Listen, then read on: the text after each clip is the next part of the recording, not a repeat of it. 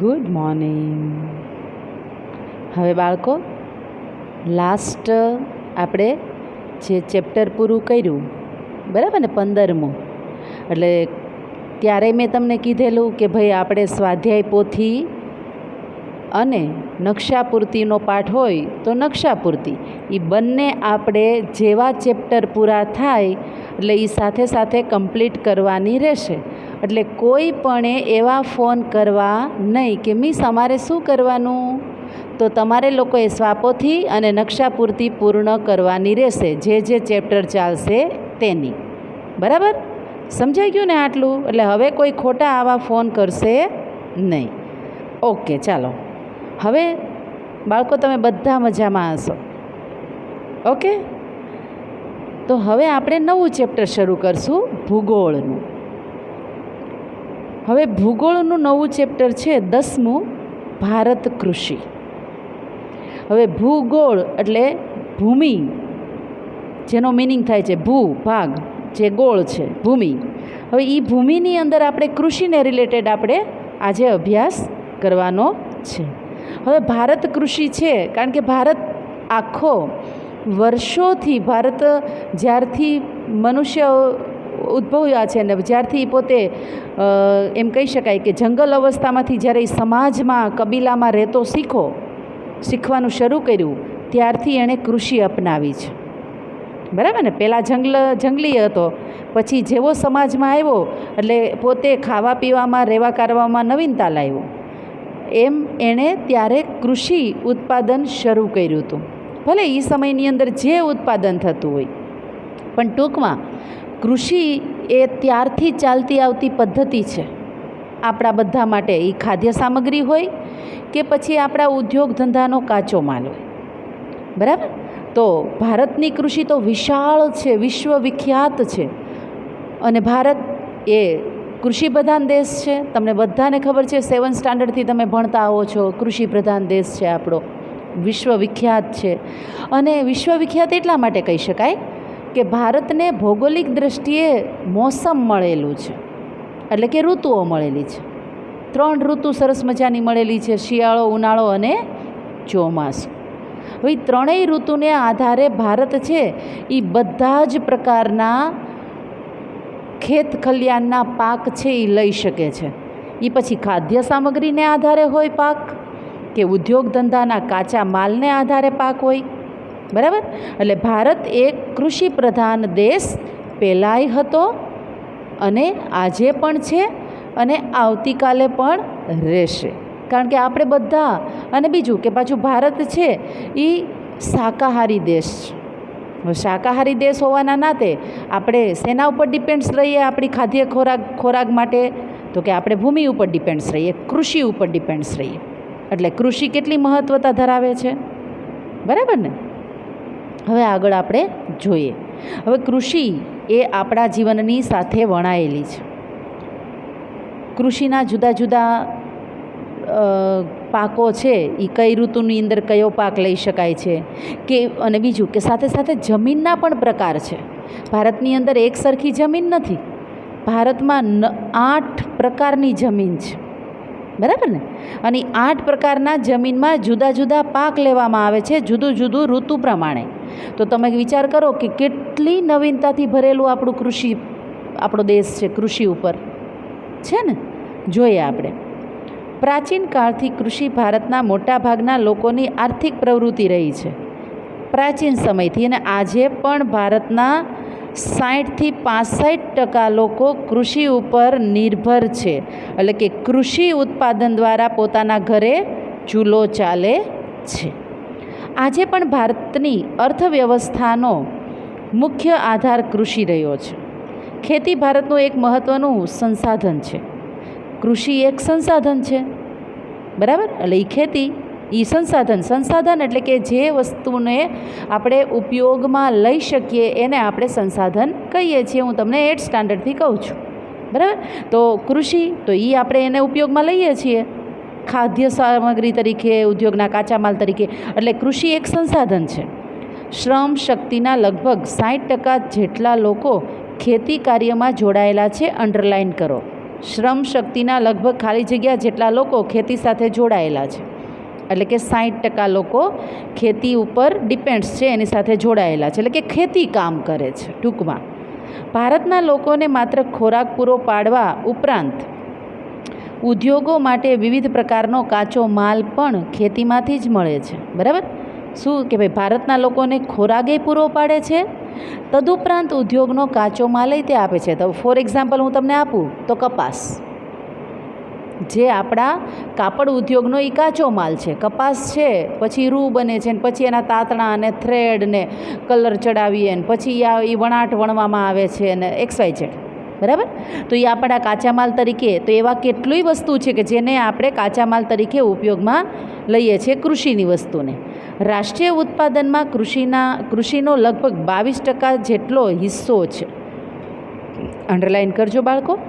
રાષ્ટ્રીય ઉત્પાદનમાં કૃષિનો ખાલી જગ્યા હિસ્સો છે, ખાલી જગ્યા પર્સન્ટ હિસ્સો છે, તો કે ભાઈ 22%. બરાબર? નિકાસમાં પણ ખેતી પાકો અને ખેત પેદાશોનો લગભગ 18% જેટલો હિસ્સો છે. નિકાસમાં ખાલી જગ્યા જેટલો હિસ્સો ધરાવે છે. કેટલો? તો કે 18% હિસ્સો નિકાસમાં ધરાવે છે. એટલે ભારત કૃષિમાંથી ઘણું બધું પ્રાપ્ત કરે છે, ઘણું બધું સારી રીતના પ્રાપ્ત કરી અને સરકારને અને એ જે ખેત ઉત્પાદક છે એટલે કે ખેડૂત છે એને પણ બેનિફિટ્સ થાય છે. હા, બેનિફિટ્સ થાય. વધારે બેનિફિટ્સ ક્યારે થાય કે ભારતને ઋતુ એટલે કે જે ચોમાસું છે એ ચોમાસું જો બધી જગ્યાએ એક સરખું હોય, કે એક સરખો વરસાદ જો પડતો હોત તો ભારતની જે કૃષિ પદ્ધતિ છે એ ઓર ઉત્પાદન કરત, અને એ ઉત્પાદન કરે તો બહારના દેશની અંદર જ્યારે નિકાસ કરવામાં આવે તો સારા એવા પ્રમાણનું બહારનું કરન્સી એટલે કે બહારનું હુંડિયામણ છે એ ભારત સરકાર કમાઈ શકત. બરાબર? જોઈએ તો 18% હિસ્સો છે, જેનાથી દેશને દર વર્ષે વિદેશી હુંડિયામણ પ્રાપ્ત થાય છે. 18% એટલે આપણો 18% બહારે આપણી વસ્તુ જાય છે, અને એના કારણે દેશને દર વર્ષે બહારના દેશની કરન્સી એટલે કે હુંડિયામણ એટલે કે બહારનો રૂપિયો, પાઉન્ડ હોઈ શકે, અમેરિકન ડોલર હોઈ શકે, પછી ઓસ્ટ્રેલિયન ડોલર હોઈ શકે. બરાબર? આવા જુદા જુદા દેશની જુદી જુદી કરન્સી છે, રૂપીસ છે. આપણે રૂપિયો ગણીએ છીએ એમ જુદી જુદી નામ છે. બરાબર? તો આમ બહારનું હુંડિયામણ પ્રાપ્ત થઈ શકે. હવે બહારના હુંડિયામણ જ્યારે આપણને પ્રાપ્ત થાય છે ત્યારે બાળકો એ પૈસો આપણા બેંક એટલે કે આપણી સરકાર પાસે જમા થાય છે, અને એ જમા થયેલો પૈસા દ્વારા સરકાર પાછો બહારના દેશના ઉદ્યોગ ધંધામાં એ પૈસાથી લેવડ દેવડ કરે છે. અને એ પૈસાથી જ્યારે લેવડ દેવડ કરે છે ત્યારે એ કન્ટ્રીનો પૈસો આપણી પાસે જાજો હોય તો આપણને એ કરન્સીની લેવડ દેવડથી આપણી સરકારને બેનિફિટ્સ થાય, કારણ કે એનો પૈસો ઊંચો છે. હવે હું તમને ખાલી સિમ્પલ ઉદાહરણ આપું તો અમેરિકન ડોલર છે એ અત્યારે 70 સમથિંગ છે, એટલે કે 70 રૂપિયાની આસપાસ છે. હવે ઓસ્ટ્રેલિયન ડોલર છે એ અત્યારે 53 સમથિંગ છે, એટલે કે 53 રૂપિયાની આસપાસ છે. અને પાઉન્ડ છે એ સૌથી હાઈએસ્ટ છે, એટલે કે 100ની આસપાસ છે. તો તમે વિચાર કરો કે આપણી પાસે પાઉન્ડ ઝાઝા હોય, આપણી પાસે અમેરિકન ડોલર હોય, તો આપણે બહારના દેશની અંદર જે બહારના દેશ સાથે જ્યારે આપણે ઉદ્યોગ ધંધામાં જ્યારે પૈસાની રોકડ લેવડ દેવડ કરીએ છીએ અને એ કરન્સી આપણી પાસે હોય તો આપણે સૌથી વધારે બેનિફિટ્સ થઈ શકે. એટલા માટે બહારનું હુંડિયામણ જેટલું ખેંચાય એટલું સરકાર ખેંચતી હોય છે. જોઈએ આગળ. ભારતીય અર્થવ્યવસ્થા મુખ્યત્વે ખેતી પર આધારિત છે. કારણ તો કે આપણો દેશ ખેતી પ્રધાન દેશ છે, એટલે અને ખેતી પ્રધાન દેશ છે એટલે બહારના સાથેના અને બીજું કે ઋતુ મળેલી છે, એટલે સારા એવા પ્રમાણમાં આપણે ઋતુના આધારે ઉત્પાદન કરીએ. જ્યારે અમુક ઋતુનું ઉત્પાદન ત્યાં નથી, કારણ કે ત્યાં એક સરખું એટમોસ્ફિયર છે, 9-10 મહિના વાતાવરણ ત્યાં વિન્ટરનું જ છે. તો ત્યાં નથી વિન્ટર અને પેલું શું કહે વરસાદ આવ્યા રાખતો હોય, ચોમાસું છે, મોન્સૂન. બરાબર? તો 10 થી 11 મહિના ત્યાં એવું વાતાવરણ છે કે 2 મહિના જેટલું જ વાતાવરણ ત્યાં સમરનું છે, એટલે કે ઉનાળાનું છે. ને એ ઉનાળાનું વાતાવરણ કેવું? તો કે આપણો અહીંનો વિન્ટર એને ત્યાં એ લોકો સમર ગણે છે. બરાબર? એટલે ત્યાં ઉત્પાદન ખાલી એને શિયાળાનું, અને ત્યાં વધારે સ્નોફોલને કારણે અમુક ઉત્પાદન થાય જ નહીં, અને કર્યું હોય તો એ બળી જાય. કારણ કે સ્નો પડ્યા રાખતો હોય કોન્સ્ટન્ટ અને પાછો બરફેય પડે અને સાથે સાથે વરસાદેય પડે તો એ ઉત્પાદન જે પણ વાવ્યું હોય બીજ એ બળી જાય. એટલે એને સૌથી વધારે જ્યાં જ્યાં આવા ઋતુને આધારે 3 ઋતુ ઉપર ડિપેન્ડ્સ છે દેશ છે એની સાથે એને વેપાર વાણિજ્યની ખેત ખલિયાણની વસ્તુ સાથે એને કન્ટેક્ટ હોય છે. તો એના દ્વારા આપણા ભારતીય અર્થવ્યવસ્થાને ખેતી ઉપરથી ઘણી બધી સારા એવા પ્રમાણમાં કમાણી છે એ થઈ શકે. એટલા માટે ખેતી પર આધારિત છે એવું કહી શકીએ છીએ અર્થવ્યવસ્થા, કારણ કે ઋતુ મળેલી છે ને અને બહારના દેશમાં પાછું ત્યાં તો ભારતને જે ઋતુ મળેલી છે એ ઋતુનો બેનિફિટ્સ હુંડિયામણ કમાવા માટે એટલે કે અર્થવ્યવસ્થા માટે ખૂબ જ ઉપયોગી કહી શકાય એવું આપણું ભારતનું ભૌગોલિક સ્થાન આપણે ધરાવીએ છીએ. બરાબર. હવે આપણે આગળ જોઈએ. ફળદ્રુપ મેદાનો, બારેમાસ પાક લઈ શકાય તેવી અનુકૂળ આબોહવા, સિંચાઈ કુશળ અને મહેનતુ ખેડૂતો વગેરેને લીધે ભારતના કેટલાક ભાગના વિસ્તારમાં 2 કે તેથી વધુ પાકનું વાવેતર કરી શકાય છે. તો તમે વિચાર કરો કે સારું એવું ખેડૂત વર્ગ, તોય તે હજુ તમે વિચાર કરો ને તો હજુ અત્યારના આ જે વિજ્ઞાન અને ટેકનોલોજીનો જે અત્યારે વિકાસ છે એના ઉપર ડિપેન્ડ્સ જો ખેડૂત સાવ બની જાય ને, એટલે કે એને બધી માહિતી હોય નવા ટેકનોલોજીની, નવા સાધનોની, ઓજારોની, તો અને એને એની જે નવા બિયારણો આવ્યા છે એની પૂરી માહિતી હોય તો ભારતની અંદર કૃષિ ઘણી બધી આગળ આવી શકે. જો 18% છે ને જે હિસ્સો, એની જગ્યાએ વધારે પણ હિસ્સો થઈ શકે. તમને કદાચ બાળકો ખબર નહીં હોય કે કૃષિનો હિસ્સો એટલે અર્થવ્યવસ્થામાં ભારતનો કૃષિનો હિસ્સો પહેલાં 30% હતો, પછી ધીમે ધીમે ઘટતો ગયો ને અત્યારે આપણે જોઈએ છીએ કે 18% આપણને 18 થી 20%ની આસપાસ આપણને બેનિફિટ્સ મળે છે. બરાબર. તો વધુ પાકનું વાવેતર કરી શકાય છે જો સારા એવા પ્રમાણમાં મોટા ભાગમાં વિસ્તારમાં જો ખેતી હોય, કારણ કે અત્યારે ખેતી પણ ઘટી ગઈ છે. અને બીજું કે અત્યારે માનવી પોતાનો પ્રોગ્રેસ કરે છે, અત્યારના માનવીને ખેતી નથી કરવી. હવે તમે જુઓ તો અત્યારની હું તમને કરંટ કન્ડિશન કહું તો અત્યારે બધા સુરત ખાલી થઈ ગયું છે, બોમ્બે ખાલી થાય છે, અમદાવાદવાળા ઘણા બધા જે મોટા મેગા સિટીની અંદર વસવાટ કરતા જે ગામડા છોડીને ઉદ્યોગ ધંધા માટે અને પોતાના બાળકોને ભણાવવા માટે અને જે રીતે ગયા હોય, એટલે હું એમ નથી કહેતી કે એ બધાનું ખોટો વ્યય પેલું છે, પણ એ બધા જે ગામડા છોડીને જતા રહ્યા, પોતાનો વ્યવસાય છોડીને જતા રહ્યા, ગામડે ઘણાએ જમીન વેચી નાખી છે, ઘણાએ ખેત ખલિયાણને ઘરબાર વેચી નાખ્યા છે, એની હાલત અત્યારે ગામડે કફોડી છે. એટલે ખેતી છે એ ગમે ત્યારે ઉદ્યોગ ધંધાની અંદર આપણને ડાઉન કરી શકે, અર્થવ્યવસ્થામાં આપણે ડાઉન વ્યા જાય ઉદ્યોગ ધંધાની અંદર, ખોટે આવે ને નોય ચાલે ને આપણને આવડે પણ નહીં, પણ આપણને કૃષિની અંદર ક્યારેય ડાઉન ન જાય. હા, ડાઉન ક્યારે જાય કે વરસાદ જો કોન્સ્ટન્ટ ન પડે તો, પણ એ તો ક્યારેક બને ને. બરાબર. તો ખેતી ખૂબ જ મહત્ત્વતા ધરાવે છે આપણા જીવનની અંદર, અને એમાંય તે સિંચાઈવાળી કુશળ કહેવાય ને કે કુશળ જે ખેડૂતો છે એ જે ખેતી કરે છે એને બધી જે અત્યારના ટેકનોલોજીનું જ્ઞાન છે એ તો સારા એવા પ્રમાણમાં ખેતીનું ઉત્પાદન કરી શકે છે. એટલે ખેતી છે એ ખૂબ જ આશીર્વાદ સ્વરૂપ છે ભારતીય સંસ્કૃતિ માટે. એટલે ખેતીને ક્યારેય આપણે ઠુકરાવી શકશું નહીં, કારણ કે આપણો સમાજ ખેતી પ્રધાન છે. બરાબર. તો અત્યારે જે લોકોની ખેતી નીકળી ગઈ છે બધાય રાતા પાણીએ ગામડે રડે છે.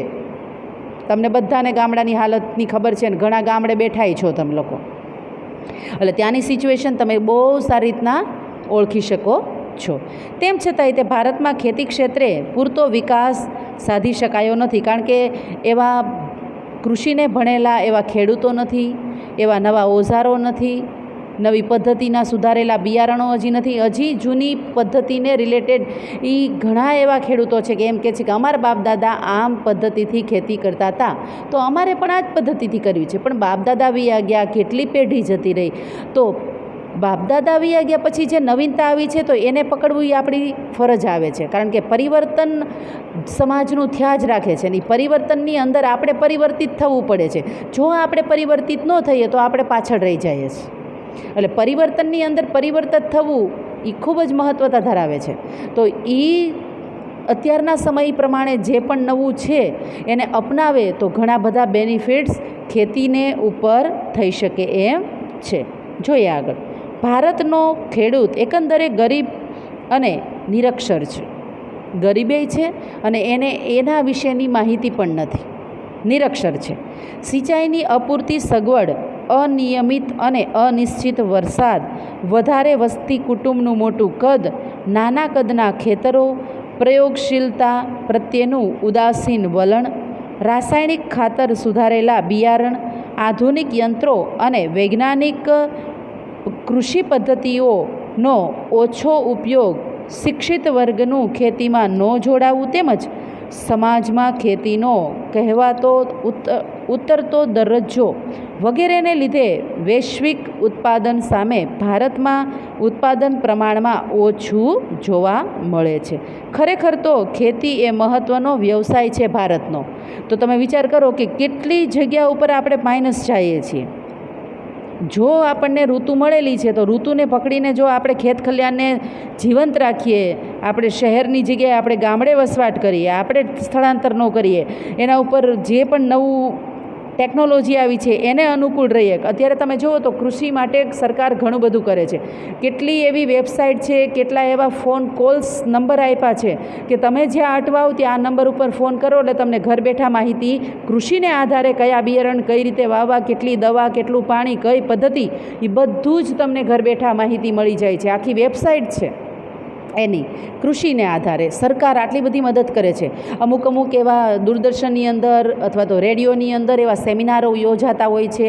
કોઈ એવા ડૉક્ટરો હોય છે જે ખેતી ઉપર ડૉક્ટરી કરી હોય છે, પીએચડી કરેલી હોય, બરાબર, એવા ડૉક્ટરોના રિવ્યૂ મૂકે છે, એનું કોઈ એવો સેમિનાર યોજે છે અને ગામડા સુધી આ માહિતી પહોંચાડે છે. અત્યારે તમે જુઓ તો પાણીની વ્યવસ્થા એટલી બધી નથી. આપણે ખેત નાના થતા ગયા છે, ખેત ખલિયાણ વેચી નાખ્યા છે, ત્યાં ફેક્ટરીઓ બની ગઈ, ત્યાં મોટા મોટા કારખાના બન્યા, આ બધું, અને સાથે સાથે વધતી જતી વસ્તી. તો આ બધું છે એ એના કારણે પણ કૃષિ આપણી ડાઉન જોવા મળે છે. માણસો જાજા છે, ખેતનું કદ નાનું છે, તો આપણે ખાલી આપણા ખાદ્ય સામગ્રી પૂરતું જ આપણે માંડ પૂરું થાય છે, અને માંડ પૂરું થાય છે એમાંથી જેટલું વધે છે એટલું જ આપણે બહારના દેશની અંદર મોકલીએ છીએ, બરાબર. તો આ ઘણા બધા એવા પોઈન્ટ્સ છે કે જે આપણા ખેતી પ્રધાન દેશને અડચણ સ્વરૂપ છે, બરાબર. તો હવે તો આટલું તમને ક્લિયર કટ થઈ ગયું હશે પ્રસ્તાવના આપણી, બરાબર. હવે આપણે જોઈએ કૃષિના પ્રકારો. તો કૃષિના પ્રકારો આપણે જોઈએ તો કૃષિના 6 પ્રકાર છે, બરાબર. કૃષિના ખાલી જગ્યા પ્રકાર જણાવો. તો કૃષિના 6 પ્રકાર જોઈ શકાય છે. એમાં આપણે જોઈએ કે ભારતના લોકોને સામાજિક આર્થિક સ્થિતિ, રાષ્ટ્રીય રાજનીતિ અને ભારતનું સમગ્ર અર્થતંત્ર ખેતી સાથે જોડાયેલું છે. સિંચાઈ પદ્ધતિ, ખેત પેદાશો, આર્થિક વળતર જેવી બાબતોના આધારે ખેતીના પ્રકારો પાડવામાં આવ્યા છે. આ બધાને આધારે ખેતી જુદા જુદા પ્રકારે વેચવામાં આવી છે કે ભાઈ રાષ્ટ્રની પદ્ધતિ તરીકે, ખેત ઉત્પાદનની તરીકે, રાષ્ટ્રની રાજનીતિના આધારે, પછી ભારતનું સમગ્ર અર્થતંત્રના આધારે જુદા જુદા ખેતીના 6 ભાગ પાડેલા છે. એમાં આપણે જોઈએ તો સૌથી પહેલું જીવન નિર્વાહ ખેતી, જેને આત્મનિર્વાહ ખેતી પણ કહેવામાં આવે છે. એ આવશે શબ્દ આગળ. જોઈએ આગળ. જીવન નિર્વાહ ખેતી એટલે શું, હું તમને શોર્ટમાં સમજાવી દઉં કે અત્યારે મેં હમણાં કીધું કે ખેતરનું કદ ટૂંકું થતું ગયું છે. હવે ટૂંકા કદની અંદર જે ખેડૂત છે એ જે ઉત્પાદન કરે છે એ પોતે પોતાના ઘર પૂરતું ઉત્પાદન કરી અને પોતાની રોજીરોટી ચલાવે છે, પોતાની ખાદ્ય સામગ્રી એમાંથી નીકળે છે. એવું જે ખેતી છે એને આત્મનિર્વાહ ખેતી કહેવામાં આવે છે. આત્મનિર્વાહ એટલે કે પોતાના આત્મા માટે, પોતાના શરીર માટે જે પણ ઉત્પાદન થાય છે એ ઉત્પાદન પોતા પૂરતું હોય છે અને આત્મનિર્વાહ ખેતી કહેવામાં આવે છે. હવે વિસ્તારથી જોઈએ. આઝાદી પછી આયોજન પંચની અનેક ખેતી વિકાસ યોજનાઓ અમલમાં લાવવા છતાં પણ ભારતના ખેડૂતની આર્થિક સ્થિતિ આજે પણ પ્રમાણમાં નબળી છે. ઘણી બધી એવી યોજનાઓ સરકારે બહાર પાડી છે દેશ આઝાદ થયો પછી. એવી પંચવર્ષીય યોજનાઓ છે ઘણી બધી. અને અત્યારે ખેડૂતો માટે તો કેટલી યોજના છે, અડધી તો કદાચ ખેડૂતને ખબર ય નથી. એટલા માટે આમાં ખાસ કીધું છે કે તમે લોકો નવી પદ્ધતિને અપનાવતા થાવ, તમે નવી માહિતી જાણતા થાવ. કઈ કઈ વેબસાઇટ ચાલે છે, એની અંદર શું નવીનતા છે, કયા બેનિફિટ્સ ખેડૂતો માટે છે, કઈ કઈ લોન મળે છે, કેટલા વ્યાજના દર નીચાએ લોન મળે છે, 0% લોન મળે છે, આવું ઘણું બધું છે. અત્યારે તમે જુઓ તો સરકાર જે ખેડૂત ખાતેદાર છે એ ખેડૂત ખાતેદારને વર્ષમાં 6,000 એક વ્યક્તિને મળે છે. હવે તમે વિચાર કરો કે ઘરની અંદર 6 જણા છે અને 6 જણાનું ખેતરમાં નામ ચડાવી દીધું હોય, એટલે કે ખેડૂત ખાતેદાર બની ગયો હોય, તો એ 6 જણાને દર વર્ષે ખેડૂત પર્સન વાઇઝ 6,000 મૂકે છે. તો તમે ટોટલ મારો 6 જણાના 6,000 એટલે વર્ષના કેટલા થયા. આવી પણ સ્કીમ નીકળી છે, ઘણું એવું છે. પણ હજુ માહિતી લેવામાં ખેડૂત પાછો થાય છે, પાછો પડે છે, ટેકનોલોજીનો ઉપયોગ કરતો પાછો પડે છે. તો આ બધાને કારણે પણ આપણી કૃષિ છે એ પાછી જોવા મળે છે. તો આમ નાના કદના ખેતરોમાં મોંઘા બિયારણો, ખાતર અને જંતુનાશકોનો ઉપયોગ કરવો પોસાય તેમ નથી. તેથી ખેતરમાં થતું અનાજનું ઉત્પાદન પોતાના પરિવારના ઉપયોગ જેટલું જ થાય છે, જે તેના કુટુંબના ભરણપોષણ માટે જ વપરાઈ જાય છે. તેને જીવન નિર્વાહ ખેતી કે આત્મનિર્વાહ ખેતી કહેવામાં આવે છે. જીવન નિર્વાહ ખેતીને બીજું ખાલી જગ્યા નામથી પણ સંબોધવામાં આવે છે, તો કે આત્મનિર્વાહ. બરાબર.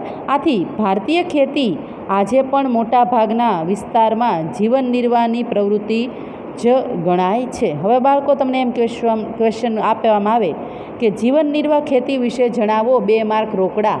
તો તમે આટલું લખી નાખો કે જીવન નિર્વાહ ખેતી એટલે શું, તો તમને 2 માર્ક રોકડા મળે કે ન મળે? અરે રમતા રમતા મળી જાય. મળે કે નહીં? ઓકે. હવે પહેલી પોઈન્ટ આપણે પૂરો કર્યો. હવે આપણે સેકન્ડ જોઈએ, સૂકી ખેતી. તો કે જ્યાં વિસ્તારમાં વરસાદનું પ્રમાણ ઓછું છે એવી ખેતી જે કરવામાં આવે ને એ ખાલી વરસાદ ઉપર ડિપેન્ડ્સ હોય છે. બરાબર. કારણ કે વરસાદ માંડ આવ્યો હોય તો એ માંડ કંઈક થતું હોય છે. સૂકી ખેતી જોઈએ એમાં. સૂકી ખેતી એટલે કે વરસાદ ઓછો પડે છે, સિંચાઈની અપૂરતી સગવડ અને માત્ર વરસાદ પર આધારિત હોય તેવા વિસ્તારોમાં માત્ર જમીનમાં સંગ્રહાયેલા ભેજના આધારે એક જ પાક લેવામાં આવે છે. એ કયું પાક? તો કે ચોમાસું પાક. તેને સૂકી ખેતી કહે છે.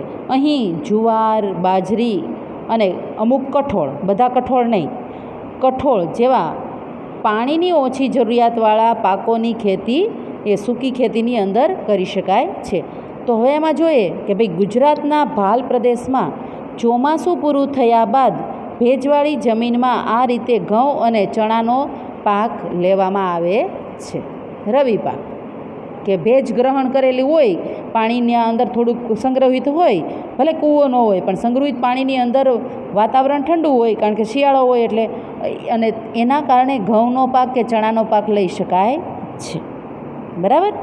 તો તમને સમજાઈ ગયું. હવે આગળ આપણે જોઈએ જેમાં ડાંગર અહીં જુવાર, બાજરી જેવા પાક લઈ શકાય છે. ગુજરાતના ભાલ પ્રદેશમાં આવા પાક લઈ શકાય છે. બરાબર. હવે આપણે જોઈએ નવો પોઈન્ટ્સ, આદ્ર ખેતી. આદ્ર એટલે ભીનું. જ્યાં વરસાદનું પ્રમાણ વધુ છે અને સિંચાઈની સગવડ પણ વધુ છે તેવા વિસ્તારોમાં આદ્ર એટલે કે ભીની ખેતી કરવામાં આવે છે.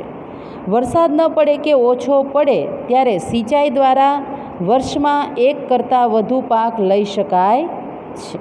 બરાબર. ભીની ખેતીની અંદર વર્ષમાં એક કરતાં વધારે પાક લઈ શકાય છે, જેમાં ડાંગર, શેરડી, કપાસ, ઘઉં અને શાકભાજીની ખેતી કરવામાં આવે છે. આ અંડરલાઇન કરજો, 1 માર્કનો ક્વેશ્ચન થઈ શકે. આદ્ર ખેતીમાં કયા કયા પાક ઉગાડી શકાય છે? જેમાં ડાંગર, શેરડી, કપાસ, ઘઉં, શાકભાજી વગેરે પાક લઈ શકાય છે. આદ્ર ખેતી એટલે તમને સમજાઈ ગયું. બરાબર. 2 માર્કમાં તમે સરસ રીતે લખી શકો. બરાબર. જ્યાં વધારે વરસાદ પડતો હોય ને ત્યાં જમીનમાં ભેજનું પ્રમાણ હોય. હવે આપણે જોઈએ આદ્ર પછી સ્થળાંતરિત ખેતી, જેને ઝૂમ ખેતી કહેવામાં આવે છે. હવે સ્થળાંતરિત ખેતી એટલે એવી ખેતી બાળકો કે જ્યાં જંગલની અંદર રહેતા હોય અને એ એટલા એરિયાને સાફ કરે, ઝાડ પાનને કટ કરી અને પોતે ત્યાં રહે અને ત્યાં ખેતી ઉત્પાદન કરે અને પછી તો કે એ 1 થી 2 વર્ષ એ પોતે ત્યાં વાવેતર કરે અને પછી તો કે એ એરિયા છોડી દે અને સ્થળાંતર કરી અને બીજા એરિયાની અંદર જાય, કોઈ જંગલના એરિયાની અંદર કે એની આસપાસના એરિયાની અંદર, ત્યાં વળી પાછું કટિંગ બટિંગ કરી અને ત્યાં વળી પાછું વાવેતર કરે. એટલે આમ જોવા જઈએ તો આ જંગલને નુકસાન કરતા છે.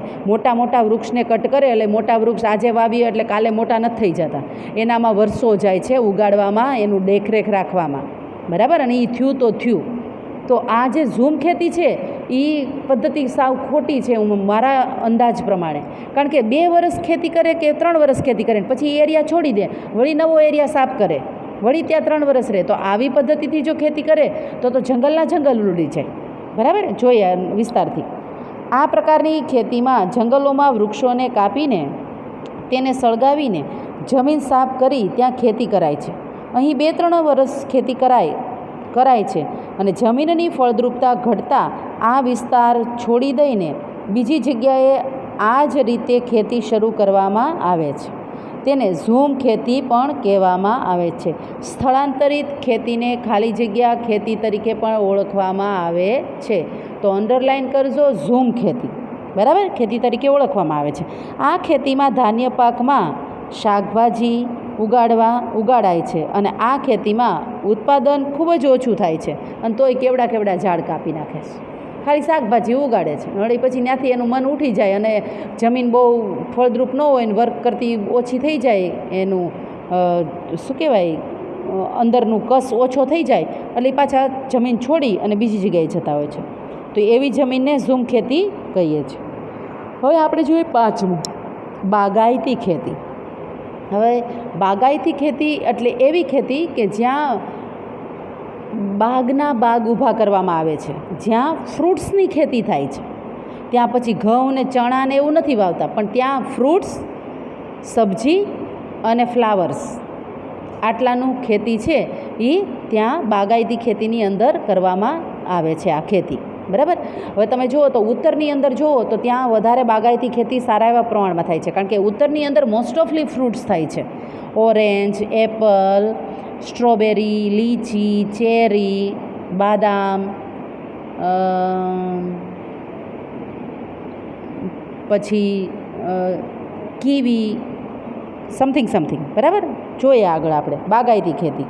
બનાના ને લીંબુ ને ખલેલા ને બરાબર સંતરા આ બધું ત્યાં થતું હોય છે. જોઈએ આગળ વિસ્તારથી.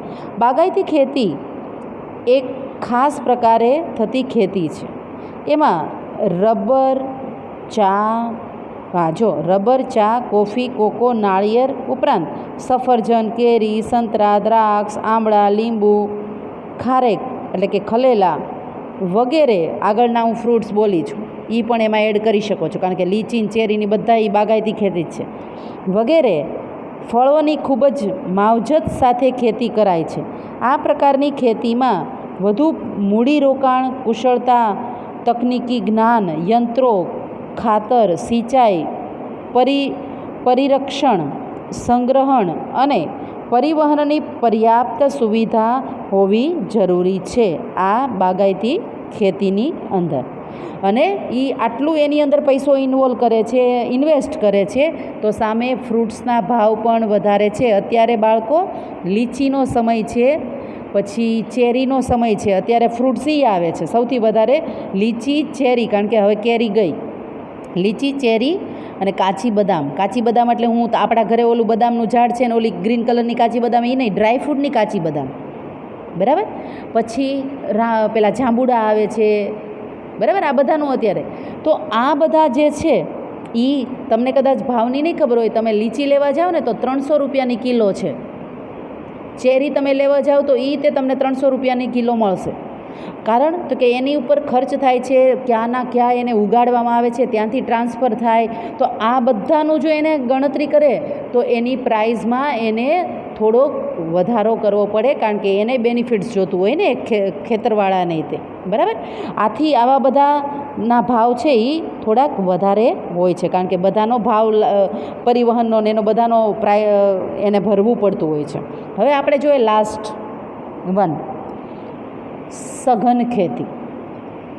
જ્યાં સિંચાઈની સુવિધા વધી છે ત્યાં રાસાયણિક ખાતરો, કીટનાશકો અને વિવિધ પ્રક્રિયામાં યંત્રોના વ્યાપક ઉપયોગથી ખેતીમાં યાંત્રિકીકરણ આવી ગયું છે. આ પ્રકારે થતી ખેતીને સઘન ખેતી કહીએ છીએ. અત્યારે તમે જુઓ તો કેટલું નવીનતા છે, દરેક પદ્ધતિમાં ચેન્જ છે, બિયારણથી માંડીને ઓજારોને, ઇવન પાણી પીવડાવવામાંય નવીનતા છે.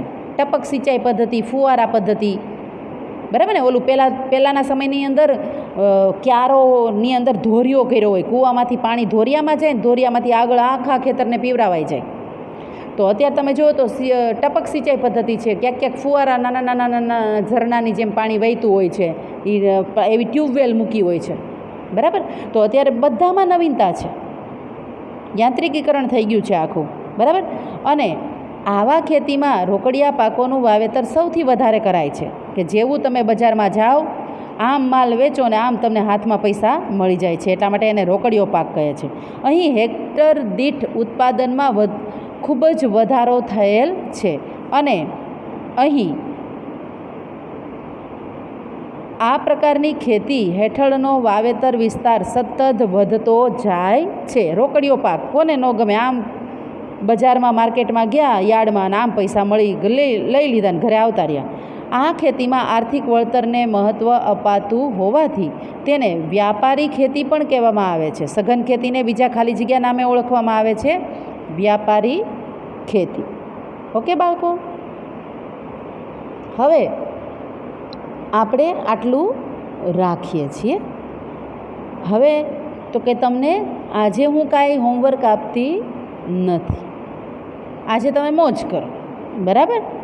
હવે પછીનું ચેપ્ટરની અંદર આપણે આગળ કૃષિ પદ્ધતિઓ વિશે જોશું. હા, હું હોમવર્ક નથી આપતી એટલે સાવ નથી એવું નથી બાળકો, પણ હું તમને આ પોઈન્ટ્સ આપ્યા ને મેં, જે કૃષિ પદ્ધતિઓ, એ વિશે થોડુંક આગળ વાંચજો અને જેટલું મેં ચલાવી લીધું છે એ પણ રીડ કરજો, બરાબર. આ મારું વર્ક છે.